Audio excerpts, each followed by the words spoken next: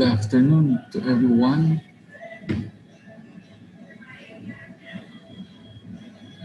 Today is October 24 and Saturday afternoon at 4:31 p.m. I would like to share to you about classroom observation and its implication to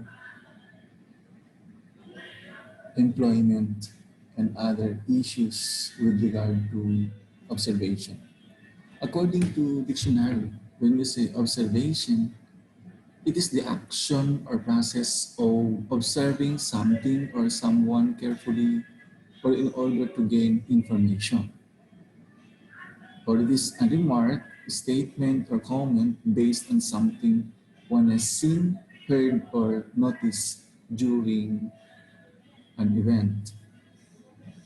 A classroom observation is a formal or informal observation of teaching while it is taking place in a classroom or other learning environment, typically conducted by fellow teachers, administrators, or instructional specialists.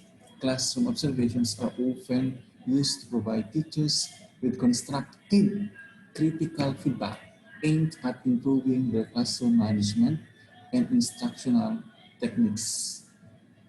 I will give emphasis to constructive critical feedback because some of the trying hard administrators, school leaders, and other personnel, they use this to put down or make things complicated, especially in firing their teachers. This is one tool to fire them. Some school administrators also regularly observe teachers as an extension of formal job performance evaluations. Classroom observations may be called learning walks, teacher observations, walkthroughs, and many other things, and they may be conducted for shorter or longer periods of time, from a few minutes to a full class period or school day. Educators may also use a wide variety of classroom observation methods. Some may be nationally utilized models developed by educational experts, while others may be homegrown processes created by the educators using them. In many cases, observation notes are recorded using common checklists, forms, something like that. Classroom observations may become the object of criticism for a variety of reasons. If classroom observations are used as part of job evaluation process, school leaders, teachers, and teacher unions may have divergent ideas about how the observations should be conducted and what the evaluation criteria should be. So there is what you call agreement between the observer and observee. In addition, while classroom observations have long been used in the job performance evaluation of teachers, some critics contend that the observations contribute relatively little to the improvement of teaching for several possible reasons. One, academic leaders may not use consistent evidence-based evaluation criteria. Another, they may not have been trained in proper observation strategies, or they may not have the teaching experience or expertise required to evaluate instructional techniques. Job performance observations are typically pre-scheduled, which means that the teachers can prepare in advance and alter their methods, and that the quality of teaching on the observed day may not be representative of a teacher's normal practice.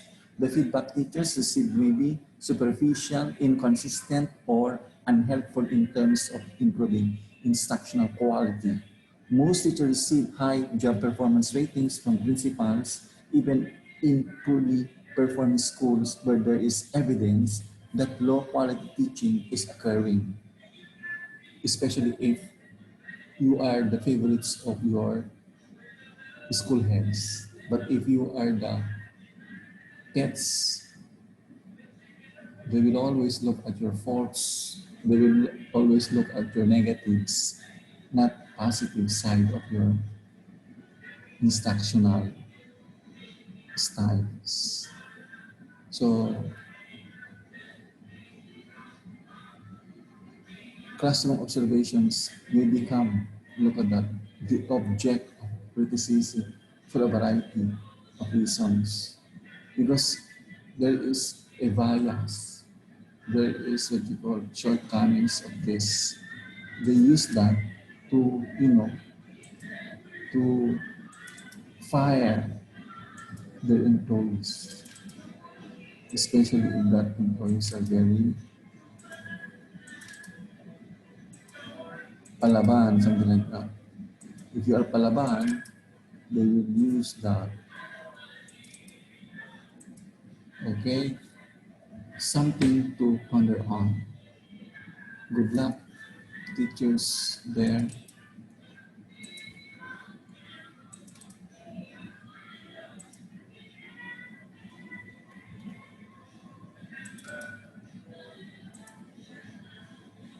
Thank you.